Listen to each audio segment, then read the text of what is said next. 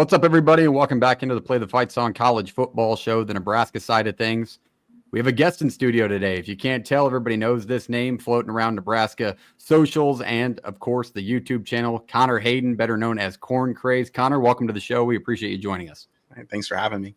Absolutely. We're going to break down USC today, along with we are going to talk about the season outlook and just kind of the game expectations. It's a big one this Saturday in Connor's home state of California. LA, you're going to be in attendance. Connor, excited for the game, general thoughts? I mean, have you gotten more confident throughout the week? Obviously, big news dropping today about DR playing, which we'll go into.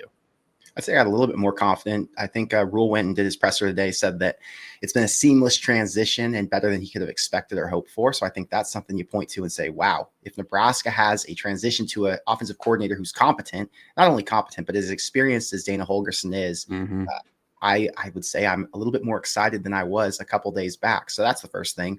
I expected Dylan to play the entire time. It's not like some news to me that he's going to suit up. But I would say that the reason I'm most confident isn't anything to do with Nebraska. I think Nebraska's had its fair share of issues all season, and they are who they are. We know who that is. It's USC. I'm a huge USC fan behind Nebraska, right? So I've grown up going to games. My dad went to school there, so I'm very connected to that program. All my friends went there. I've been going to games forever. And I followed them this season. I went to the USC LSU game, and I thought, man, this is going to be a team that Nebraska will have zero shot to beat. They're a team who is going to probably be in the top 10 by the time Nebraska plays them, and will be competing for not only a Big Ten championship, but a playoff spot. And things unraveled pretty quickly. And all of those, I guess, question marks around Lincoln Riley as a head coach, as a CEO, as I like to say about Matt Rule, versus an X and O guy, I'm starting to feel and understand what those USC fans are. And USC is not this behemoth program that they once were. USC is damaged and broken in a lot of ways. And the changes that he tried to make this season, obviously going into the Big Ten with some new bodies, recruiting wise, new coaches, and just changing the way that they approach some things, hasn't gone as well as he'd hoped. And USC, if you've watched them the last, 5 games, they haven't been a good team at all. They did beat Rutgers by 20 something points. They covered that game. But outside of that one weekend, they got beat by Maryland. They got beat by Penn State in a game they should have won. They're coming off their loss to Washington, a game they were favored in, a game that they should have won, and a game that they couldn't. And everything to me screams Nebraska has issues, USC has issues, but who gets the bigger motivation, jumpstart after this week? And I would say it's Nebraska. You've got Dana Holgorsen in, who can uplift an offense that hasn't been too good. And the defense, as long as they can match the energy they have in most games they've played, especially against Ohio State, I think they can go out and beat USC. So that's where my confidence stems from. I think the question kind of lies where you just mentioned, and that defense, we've kind of gotten a week-to-week defense from this Tony White group this year, as opposed to last year where they were pretty consistent throughout the year, but they just had their struggles where they did first season as under a head coach. Now the second season, you got out-schemed by Illinois. Then you come back and you just get dismantled on the road in Bloomington. Then you go put out what everybody expected to against Ohio State, what we should have had against Indiana. What defense are we going to get this weekend? Is it going to be a situation where Lincoln Riley can out-scheme an offense versus a Tony White defense? Or are we going to get guys that step up? Maybe a little bit more of a consistent performance from Nash, from Ty, because those guys have been a little hit or miss here, especially in the middle of the field. I think USC's passing game, though, is what we want to look out for. They have some weapons on the outside. Guys that stick out to you on the outside for USC. I know you watched them all season being the hometown kid. I think it's really Mekhi Lemon is one of their best guys. They spread the ball around, right? They've got Mekhi Lemon, they've got Kyron Hudson, Jacoby Lane. Every single receiver, if you go and look at their stat sheet, they're all between 300 and 400 yards. It's not like one guy has gone off. They all have their week-to-week performance where they look really good. The one surprise, I guess, this season has been Zach Branch. He's one of the most elusive guys on the field, one of the fastest guys at USC, and you would think he'd get more touches or more playing time, but he's had some drops. He hasn't looked great this year. And because of that, I think you look at those other receivers. So Jacoby Lane, Mekhi Lemon, and Kyron Hudson. But go back to what you said about Nebraska's defense. The predicting what version is going to show up is actually simple. If you look at the last 3 weeks, or I guess last 2 weeks, if Nebraska plays at home and they feel confident or like they're going to win, or they feel like they're playing a down opponent, they do not play up in level of competition. So against Illinois, Nebraska was a 9-point favorite. The energy was they're going to crush them. Against UCLA, Nebraska was a 7-point favorite. The energy was they're going to beat UCLA after an astounding performance against Ohio State. But then you look at the Ohio State game, and they came out and played the best they have all season. So if you're looking at the USC spot, well, now they're on the road again. They're going against Lincoln Riley, decorated offensive coach, USC, historic program. The odds and the cards are stacked against them. And you would think that they are going to now come in and play a little bit better. The one outlier to what I'm explaining is obviously Indiana, but that was an entire team performance that was down that day. It wasn't just the defense. So I do believe if I'm betting on which defense is going to show up, I lean the version that's going to play up to their level of competition. Yeah, I kind of see it that way as well. I think when you look at the Indiana game, it's hard to include that in your full breakdown of Nebraska this season. They just ran into him in a bad spot. It felt like it almost was like Colorado last year, where you come off all the eyes are on you. You roll into Boulder, they take you from behind. That's just the way it went. Same with Indiana this year. Nobody was kind of watching them. All of a sudden, you look up, they're 7-0. Now I'm going to watch them against Nebraska. It's a little bit of a coming out party. So I think Nebraska is a better team, obviously, than what Indiana showed. And they showed that the next week against Ohio State, which is funny that you brought that up because I want to talk about the quarterback comparison that was in my head this week. Jaden Mavia starting for USC, UNLV transfer, really quality group of 5 quarterback last season. But UNLV still has a quality quarterback. He wasn't that entire unit. They're still productive offensively. Almost I would put Will Howard in the same category as Jaden Mavia, where he has that ability to run. He doesn't do it a ton. He's not going to light up the stat sheet, but he adds another element to that USC offense that they've been kind of missing with Miller Moss the most recent weeks. I think it's a very similar play style between Mavia and Howard, and that benefits the black shirts. Do you see it the same way, or do you see it a little different? Yeah, but there's one key thing there. If you're going to make that comparison between the two, outside of just play style, is experience, right? Will Howard played at Kansas State. Will Howard won a Big 12 championship. Will Howard came into a situation where he had already experienced a lot of success at a high level, not Big 10, but still the Big 12 was a beast to its own right. When you compare it to the UNLV situation in the Mountain West, Jaden Maiava went to UNLV. He took over as the starter last year. He did have an exceptional season. I think he threw for over 3,000 yards, and he looked good as a runner too. But when you now throw him into the fire against a Big 10 team, into the fire with a USC offense that has been a little bit tattered. They have not looked great. They got a lot of drops. Their offensive scheme's been good, but not good enough. They haven't been what Lincoln Riley usually puts on the field. It gives me a little bit more confidence in saying that, okay, this is a poor man's version of Will Howard, and there will be mistakes from Jaden Maiava. I mean, if he goes out and plays lights out, that would be massive credit to him because that's not what's expected of him. I think if you're a USC fan, you're like, man, if he ends the day with only 2 turnovers, I feel really good about it. Because this is a unique circumstance for him and a unique situation playing against I think Nebraska has a top 16 defense nationally. So yeah, I do think that there's a benefit for Nebraska because they have played well against quarterbacks like this. But I also see a disadvantage, right? You had Ethan Garbers last week, and Garbers took off for a 50-something yard run. Nebraska has been known, and even Tony White has said, our weaknesses against dual threat QBs. Luke Altmaier exposed Nebraska on a couple of plays, and it's just hard to defend that guy who can tuck it and run. If you look back at that Ohio State-Nebraska game, I don't remember Will Howard running outside of one play where he picked up a first down, and I think that'll be the difference with Jaden Maiava. Does Lincoln Riley lean more on the run game, or does he say, we're going to try and throw it to our good receivers downfield like Ohio State did? And yeah, I think that's an interesting point to look at, and who knows what's going to happen. On paper, Nebraska's faced 4 running quarterbacks this year. So you can say, I think all the Division I quarterbacks in the FBS this year have the ability to run more than years past. I think it's a fair thing to say. Yeah. 10 yards or more. Nebraska's given up quarterback runs 6 times, 10 yards or more this year, including that 57-yard run from Garber just 2 weeks ago. So we'll see how they answer that. Let's flip the conversation to the Nebraska side of the quarterback room. Dylan Raiola, named to play today. How much does that change your opinion of this game? Would you have the same amount of confidence? Do you think maybe the running threat of Harburg would have been a better fit for this USC group, or where do you see that?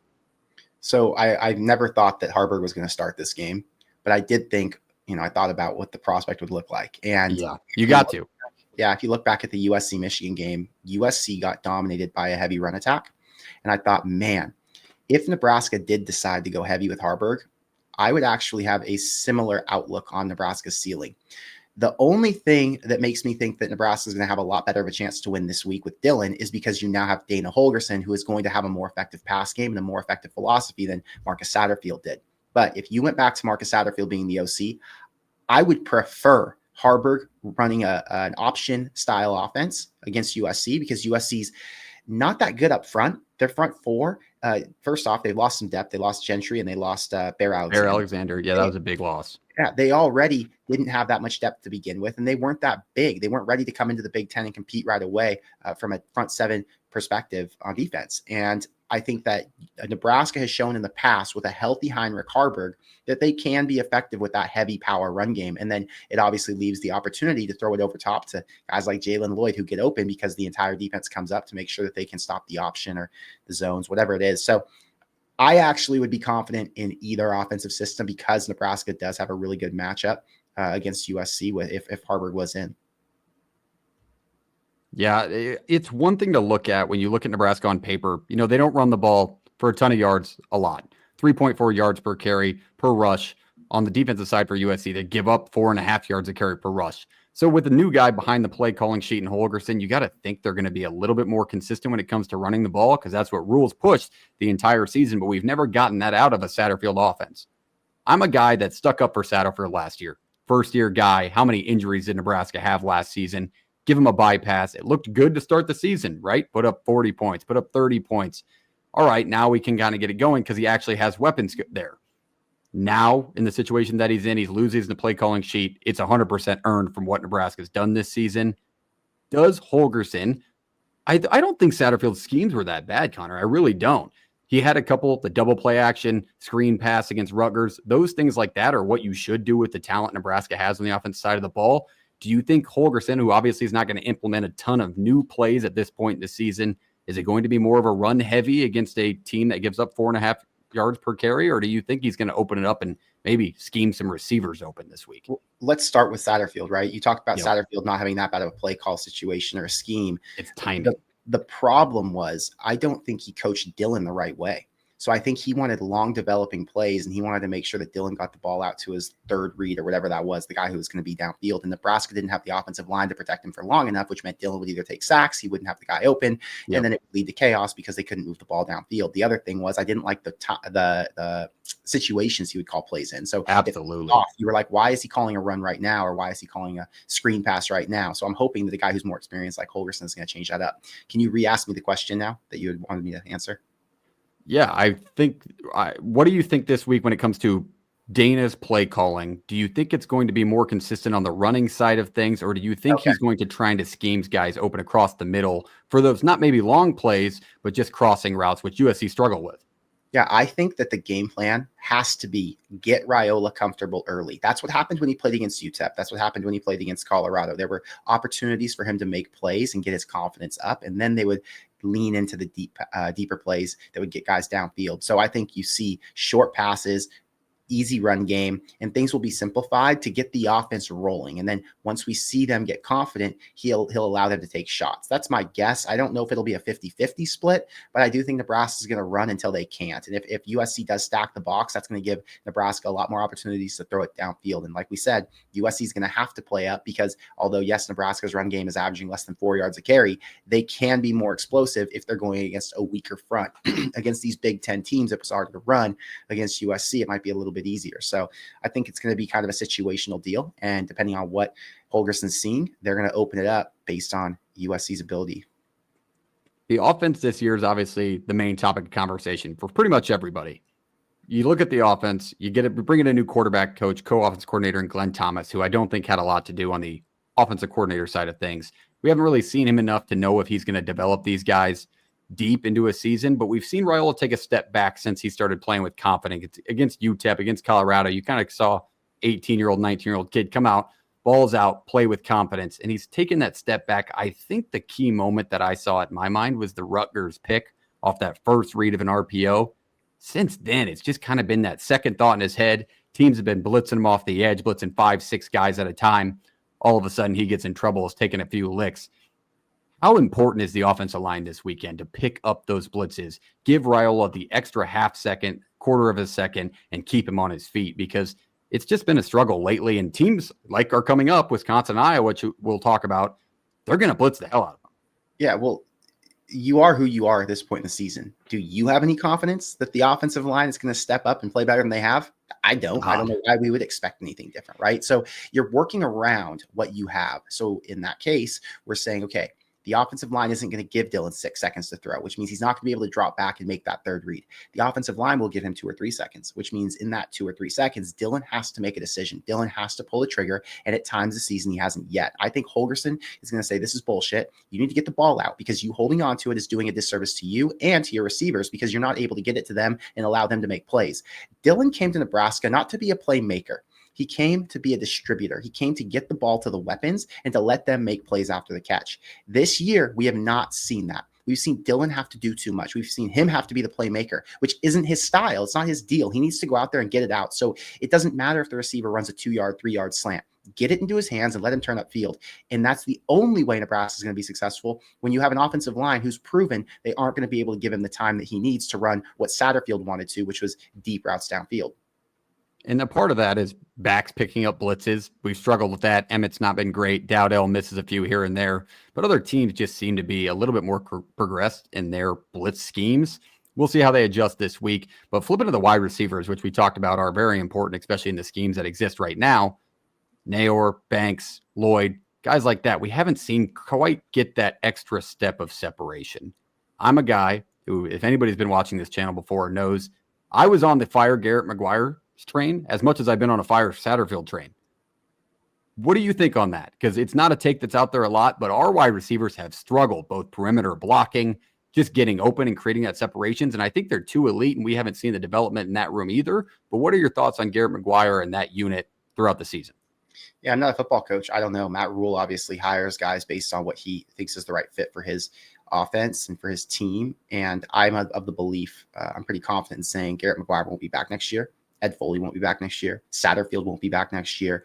And I think that'll be a kind of a point to where we can now say, okay, Rule didn't think those coaches were sufficient and they weren't getting the job done. So I don't know what the problem is. I don't know how to diagnose that issue, but I do agree with you. The receivers haven't looked that good and they do need to make a change. So we'll see what happens. Especially with the young guys that you have in there. You know, we haven't seen a Malachi Coleman. Lloyd's been a lesser part of the offense than I think everybody expected from the preseason. Yeah. So Nair's been probably the brightest spot. Banks has taken a step back since week 1. He seems like a big chunk of money taken out of our NIL collective that hasn't panned out the way we wanted it to. So that group, big emphasis for them this weekend because USC, we're going to have to throw the ball at some points because USC is going to run the ball 30% of their offensive plays and throw it 70% of the time. So you got to expect our offense to be on the field a good amount of our defense can come up with those stops. I don't blame the receivers right now. I don't think the receivers have enough drops or enough bad plays to really point to them and say, man, these guys are a problem. Mm-hmm. I would say the scheme and the situation they've been put in is not doing them any favors. I would also say their coaching hasn't done them any favors. So I do think that there have been times where you see Nayor, where you see Banks, Jalen Lloyd, whoever, go out and make plays and they look good doing it. And that's kind of what frustrates Nebraska fans the most. You know what the potential is. So the fact that they can't execute on it is really pissing us off. If you go and say, well, look at the receivers from 2023 and look at the struggles that Harburg had finding guys who were open. If we had that exact same core this season, the frustration wouldn't be what it is with Satterfield. There'd be frustration in terms of development and recruiting, but it wouldn't be in execution and play calling because the reason we're so frustrated is we know what they can do. And we have seen what their peak performance looks like. So yeah, I don't know if I would blame the players. I would more so blame the situation they're in. Nebraska side of things where it's a fan conversation. That's what we do here. So with that, I want to ask a fan question. This is a question that I've addressed to other Husker fans. They haven't been able to give me an answer. So maybe you can come up with one for me. Nebraska as a group this season, can you tell me a player that started against UTEP, started against Colorado, that you think has developed to be a better football player in week 12 going into USC than you have in week 1? And that's not a fire Matt Rule. He says he's a development guy. That's just as a unit, have you seen the development from anybody? But maybe I'm missing. Thayer Wright, you got to give him his credit because he came in at a tough spot for an injury and has played well, in my idea. But is there anybody that sticks out to you where they're like, yep, they're better than game 1? To me, the scheme has hurt Nebraska so much that I can't even give you an answer. Yeah, it's really hard because if you compare those two games, it was against lesser competition, and now when you play against Big Ten opponents, Was obviously, it, Connor? We're talking yeah, about potential Big 12 champion Colorado. that doesn't mean anything. If you You look at the Big Big 12, 12 hater? not a Big 12 hater, I'm a Big 12 Okay. realist. I'm a Big 12 realist. Okay, Okay. Colorado would be a 5-loss team in the Big Ten. It's like the Ooh, idea maybe that more. yeah, more. The idea that Colorado is some beastly team, they're not. They're the exact same team they were to start the season. They did improve a little bit. They gel a little bit more because they have so many transfers and so many young guys playing. But it's not like Colorado is some beastly team who could go out and beat Nebraska by 28 now. It'd be a 28-10 difference. I think if Nebraska was to play Colorado in a bowl game, Nebraska would probably lose based on their aggression and Colorado's improvements. But if Colorado and Nebraska wouldn't have played that first game this season and it would have been later down the road, I do think it is going to be tighter than 28-10, but I do think there's a significant difference in the way that Colorado plays in the Big 12 and how they would play against Nebraska. So you saw the dominance up front and how much stronger and beefier Nebraska was, and that caused a lot of problems for them. But yeah, regardless, the point I was trying to make is Nebraska's regression hasn't been just players not, getting better through the season. It's been players are now playing real competition, and the drop off from UTEP, Colorado, and Northern Iowa was so steep that it's hard to say, well, this is who's developed. The one player that you mentioned, Sierra Wright, he came in, I don't even remember what game it was. I guess it was Illinois. He has gotten better as the season's gone on, right? And then Malcolm Hartzog has had plays where I'm like, gee, everyone likes to question Malcolm Hartzog, but it's like, wow, Malcolm Hartzog looks really good certain weeks. So I do. I'm a Malcolm Hartzog guy. Yeah, I think there are a lot of people or a lot of players who have had good seasons, but yeah, in terms of who's gotten better as things have gone on, it's really hard to say because individual performances are being overshadowed by team deficiencies.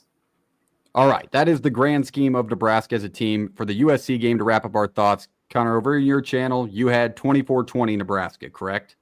Yeah. What do you think the game-changing difference is going to be for Nebraska to get a big win on the road and get below the bowl for the first time in 7 years? I think Nebraska having an offense that can function properly and make plays when it matters, because you saw the last couple of weeks, they don't convert third downs. They don't keep drives alive, and it gets the defense into bad positions because the defense is spending way too much time on the field. They get worn out, right? I think on the USC side of things, if they can fluster Jaden Mayaba, and Jaden Mayaba isn't able to get in a rhythm or get comfortable because he shouldn't be. The Nebraska defense should make him question things. The Nebraska defense should force him to throw bad balls and throw interceptions. So get after Jaden Mayaba, make him uncomfortable, keep the offense on the field longer than they have these last 3 weeks. And I think that's going to be a whole Dana Holgorsen deal. I think Dana Holgorsen is going to have some sort of a scheme that will make this offense just a little bit more explosive. And that'll be enough to beat USC. USC is not the USC that we watched when they played LSU 2 months ago. USC is not the USC that we thought Lincoln Riley was going to build in the Big Ten in his first year. This team is messed up. This team is not as good as UCLA. I can promise you that. This team isn't as good as Indiana. This team isn't as good as almost every team Nebraska's played. I'd compare USC to Illinois, and we saw how that game went. That was a battle, and I think Nebraska matches up really well with them talent-wise. All right. So there is the outlook for you. On my side of things, it's a little bit less positive. And I think that's just the mental draining that Nebraska fans have experienced throughout the season, especially as of late.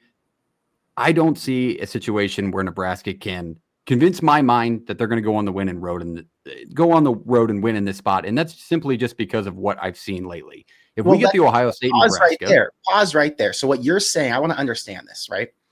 You're not looking at this as a game where you're like, oh, Nebraska talent-wise matches up in this way and scheme-wise matches up in that way. What you're saying is, I'm going to bet on whether Nebraska shows up or not. Is that correct? That should be where I think the majority of people are at. Okay. So which Nebraska team are we going to get? Okay. And so if you're predicting a loss, it's not based on the matchup. It's based on which are we going to get. That makes sense. I think if you had to predict that, it's a lot harder. So yeah, continue on. It's also on the matchups, a little bit on the defensive side of the ball. Malcolm Hartzog's banged up. Should play this week. Deshaun Singleton, we've seen his errors when it comes to taking good angles over the last few weeks. However, he has played exceptional. I want to give credit where credit's due to Singleton. But the outside matchups with the athletes USC has and the scheme that they can use with Jaden Mayava, who's a good quarterback who gives you that second look. What did Indiana do to Nebraska's defense? Those short, quick routes within 3 or 4 seconds. You can, though, because Elijah Surratt at Indiana is not as good as Jacoby Lane at USC. I disagree with that. I disagree with that. You're taking Surratt over Lane. 1,000%. You're That's talking about one of the stunning. most consistent receivers in the Big Ten versus someone who shows up once in a while. But Indiana's scheme makes their receiving room and quarterbacks correct. extremely efficient. So here's what's happening right now in the Big Ten and with USC and Indiana, right? You have two different teams who have different level of athletes, but one team is getting a lot out of them and the other is getting nothing out of them. So USC, the reason they're a 9-point favorite against Nebraska, it's actually a 9.5 right now. The reason they're such a big favorite isn't because of looking at how USC has been playing these last few weeks. It's based on the talent they have and the advantage they have with what you're saying is their outside receivers, their quarterback, their running backs, right? Those receivers have not shown you that they can go and be effective like an Elijah Surratt, like the IU situation was. And I don't believe it until I see it, right? USC just went to Washington and couldn't get anything done. They had multiple drops. That wasn't happening with Indiana, right? Those guys executed. So Nebraska has the same situation. Nebraska has weapons on the outside who could play at USC. Jamal Banks and Isaiah Neyor are no joke. Those guys are both potential NFL guys. They're built like NFL guys. They have the stats to back it up at their previous schools.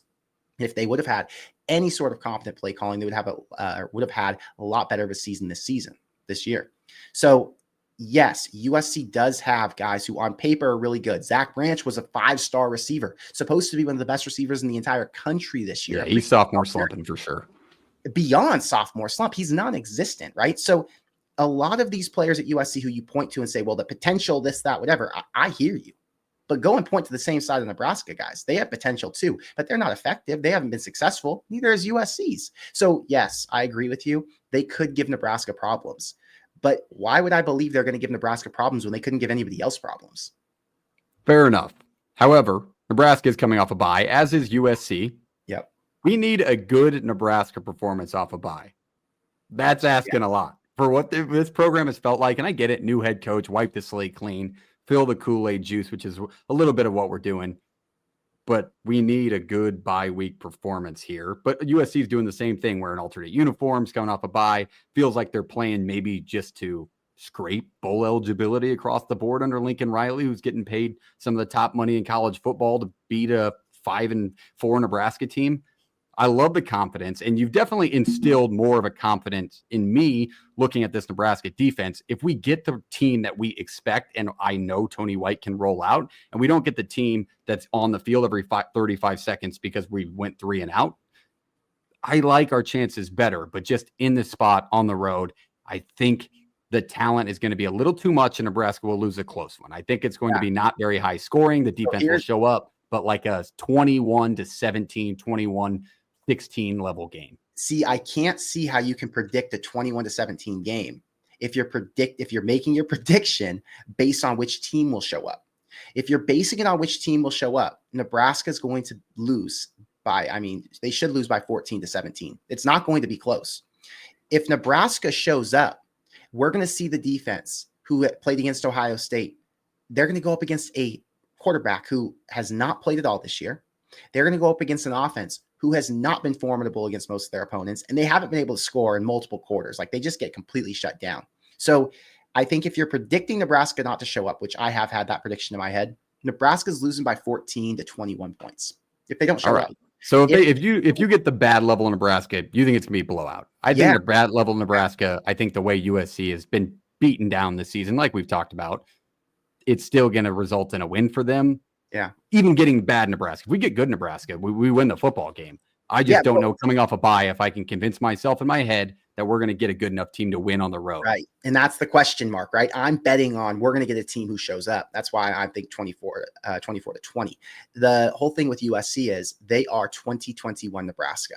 They find ways. Yes, I said that. I said that earlier this week. Great take. So they find ways to lose. So it's not that I'm betting on Nebraska. It's that I'm betting against USC, and that's when people are like, well, USC, Nebraska has their issues. I agree with you. But if Nebraska shows up and is competent, like they have been in 5 of their games this year, they're going to beat USC because USC finds ways to lose it. But if Nebraska doesn't show up, they come out uninspired, they come out flat. They should have lost to UCLA by 17 or 21. They got lucky to be bailed out by penalties, right? So they should have gotten blown out that game. And if they come out flat again that same way, they're going to get blown out this game. So I don't see a world where Nebraska loses close. I see a world where Nebraska either gets blown out or, I mean, maybe Nebraska loses by 3, but I don't think it's going to be like one of those games where it feels like, oh, Nebraska just wasn't good enough to beat SC. I think it's either Nebraska goes out and loses by 1 or 2, and it's a battle to the very end. Final team to have the ball wins the game, or Nebraska wins, or blowout. This just in. The take is Nebraska could lose a 1-score football game. Yeah. Shocker, right? I mean, how many times have we had that conversation? So we'll see how that one goes. But let's close the book on USC. We got a win and a partial win, probably a loss in my mind, just because of the Kool-Aid Connor's feeding, which I appreciate. But let's go on to the season outlook. Wisconsin, Iowa coming up.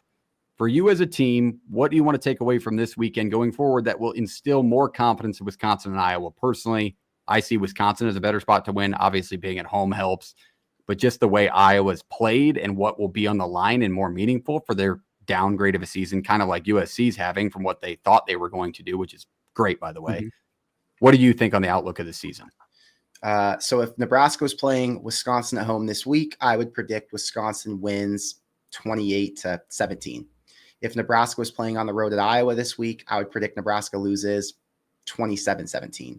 I don't feel good about either of those games. I think this week will tell us a lot. Nebraska's really lucky to be playing USC right now, because if they were playing either of those other two, it'd be a dire situation. They wouldn't win them. So those two teams are playing a lot better football right now. They're a more consistent team. And although they're average, they're like, in that mid-tier, tier 3 of the Big Ten, let's say. They could lose or win to anybody. I just don't think Nebraska matches up well when they're trying to fight to get better and they're trying to fight to find solutions, when those teams already know who they are and they've been consistent in their abilities for the last few weeks. So this week's going to tell us a lot, because if Nebraska's offense is revived from the dead, they're going to have a chance against Wisconsin and Iowa. I don't know which one I like better. Right now, I'd say they're both losses. Okay, that's a fair way to put it. I think when you look at Wisconsin, you got a backup quarterback, Braden Locke. You got a backup running back because Ches Malusi goes down, hits the portal. Then on Iowa, you got a fifth-string walk-on quarterback. Don't overlook those two things. You called them both backups, but they're backups up until like week 3. Tawi Walker came in week 3. He had already been playing week 1 and 2. He was playing really well. And now he came in and stepped in as the full-time starter, but he was already a co-starter. Braden Locke obviously was the backup to Tyler Van Dyke, but he came in early. He came in that Alabama game, which it was either week 2 or week 3 as well. And now he's had a lot of time to get better and develop. So I wouldn't call either of those two guys backups, right? They're guys who have been proven starters now for the last 7-8 weeks, or when Nebraska plays them, it will be at that point. So I actually feel really, if I'm a Wisconsin fan, I feel really confident in my team and saying these guys know their roles. These guys aren't backup quality. Braden Locke is a better quarterback for Wisconsin than Heinrich Haarberg was for Nebraska last year. And that's not tough, I would say, with the weapons we gave Haarberg. However, I do think when you talk about the steps forward you expect Nebraska's offense to take this week against USC, if we get those steps and we keep the defense off the field and limit them, do you really think Wisconsin and Iowa with their play styles, well, maybe Wisconsin, the air raid now, quote unquote, and then Iowa wants to run the ball 50 times a game as they should with one of the better backs in the Big Ten. Why is the difference there in the opinion of if Holgerson's offense can make us more productive? Why do you think Wisconsin would get to that 27, 28 point mark? Same with Iowa. Yeah, I think you go to inconsistency, right? So although Nebraska might show up against USC, are we going to see them show up for these last 2 games? Maybe they show up for one of them, but both, that's a lot to ask. The consistency. So you got USC as a swing game, basically, right? You either, if we win the game, you really feel good about the next 2 games. If you lose the game, chalk them up. Yeah, the USC game is interesting because let's say the defense came out flat, but the offense was more explosive. Well, the offense is only going to get better with Holgerson involved. So if the offense did get more explosive, Nebraska's probably going to be able to win one of those 2 games if their defense shows up to match that energy. I don't know which one it would be. It'd be a total crapshoot, whether it's Wisconsin or Iowa. But they could win one of those games for sure. I think for me, I wouldn't bet on Nebraska to beat a team who can win football games right now. The only reason I like the matchup with USC is because USC is just as bad as Nebraska is right now. USC has just as many problems. They are in the gutter. They have the lack of motivation. Their fans are out of it. The culture there is screwed up. They have a lot of issues. So that gives me confidence and a reason to believe that Nebraska can win, because now they're paired with a team who has those same problems. When you look at a Luke Fickell led team or a Kirk Ferentz led team, they don't have those drawbacks. They're not winning games because they don't have that great of players, and they've got some issues when they go up and play against equal talent, right? Like Ferentz had, what's his name, Tim Lester come in and take over the offense, and the offense has been okay. They're still not great. They brought in the transfer quarterback, Brandon Sullivan, and he's been decent. Wisconsin's in year 2 of their rebuild, so they're going to lose games just because from a talent perspective, they're not that good yet. They're still building up. Nebraska and USC are in a total different situation. They both have more talent than both of those teams. They both have more reasons to win. They both have better cultures in theory, you would think. They both have better football programs overall, like more excitement around them, more hype when they get good. There's a lot of reason to get behind those teams. The problem for Nebraska and USC is they just suck. And I don't believe Wisconsin and Iowa suck. Yeah, and that's a fair way to put it. I think there's a question mark for me around Iowa's offense after last week. You have to bring in a fifth string walk-on quarterback in Stanton to lead the team down the field, which he does, and he showed something good against the UCLA team that is rolling right now, and I expect to win again tomorrow night. But just an interesting thing to look out for the season. I guess the season prediction rides a lot. If Nebraska wins this week, you think we'll get bowl eligible. I think it's going to take a big win this week or maybe sneak in one on the road. I really like our chances. I like the matchup against Wisconsin next week with the secondary at home and kind of the weather Lincoln presents. But we'll see what happens this weekend. That's all I had for today. I appreciate you coming on. Hopefully you can come back on and talk Husker football with us again, maybe before the bowl game. We appreciate you being here. Hit the like button, hit the subscribe button. Thanks for joining the show, Connor. We appreciate it, and we'll hope you have you back. Anything to go with you? What's the way you sign yours out? I always go Big Red, but you can go with whatever you want. I end it with Go Big Red too. All right. That's just the Nebraska side of things. So we appreciate you being here. Hit the like button, hit the subscribe button, play it, and Go Big Red.